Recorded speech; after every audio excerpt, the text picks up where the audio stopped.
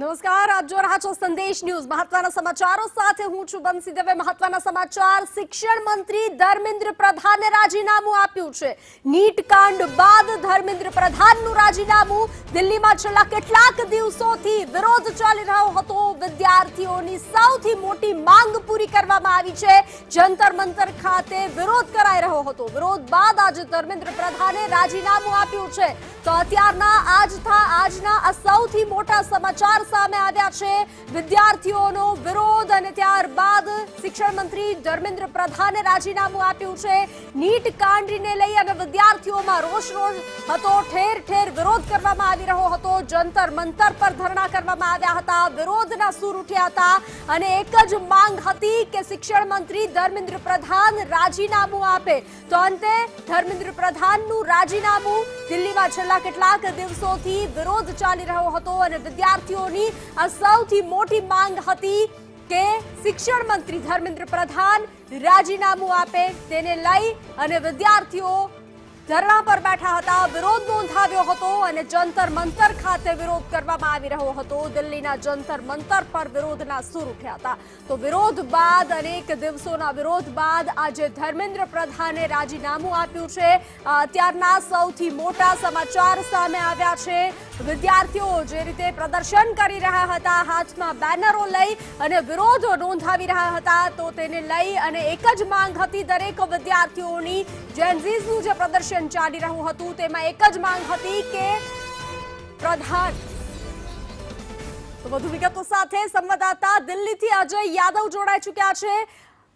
अजय, अंत में शिक्षण मंत्री धर्मेंद्र प्रधान ने इस्तीफा दे दिया है, क्या ज्यादा जानकारी?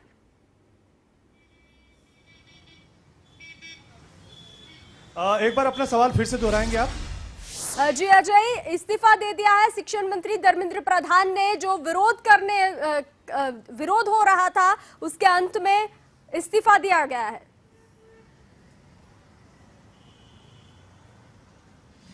देखिए, निश्चित तौर पे ये बड़ा डेवलपमेंट है, न सिर्फ भारत सरकार के नजरिए से बल्कि जो स्टूडेंट की पॉलिटिक्स चल रही है, उनका आंदोलन चल रहा है, उस लिहाज से भी बड़ा डेवलपमेंट कहा जाएगा.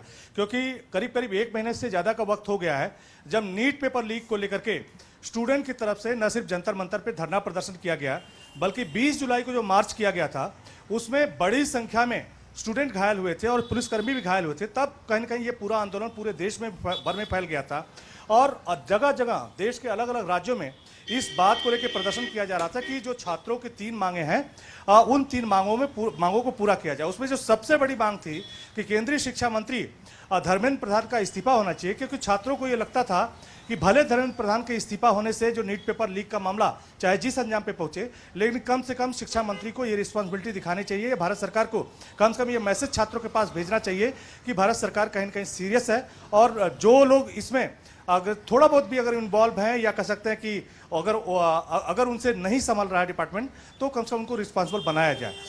साथ ही साथ लेकिन 2 और मांगे थी, खास करके स्टूडेंट की तरफ से, जिनकी तरफ से ये कहा जा रहा है कि जो छात्र घायल हुए हैं उनके खिलाफ, जो छात्र आंदोलन में शामिल हुए थे उनके खिलाफ जो एफआईआर दर्ज की गई है, वो एफआईआर को भारत सरकार को वापस लेना चाहिए.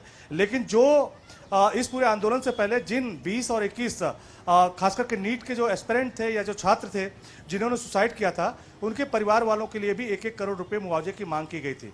तो कुल मिला के भारत सरकार की तरफ से जब कल बैठक हुई सीजेपी के साथ, तो उसमें 2 मांगे जो थी वो एक तरह से मान ली गई थी. लेकिन एक मांग जो थी कि शिक्षा मंत्री धर्मेंद्र प्रधान का इस्तीफा होगा या नहीं होगा, उसके लिए जेपी नड्डा की तरफ से बयान आया था कि हम खुद जाकर के बातचीत करेंगे, जैसा रिस्पांस होगा हम आपको बताएंगे.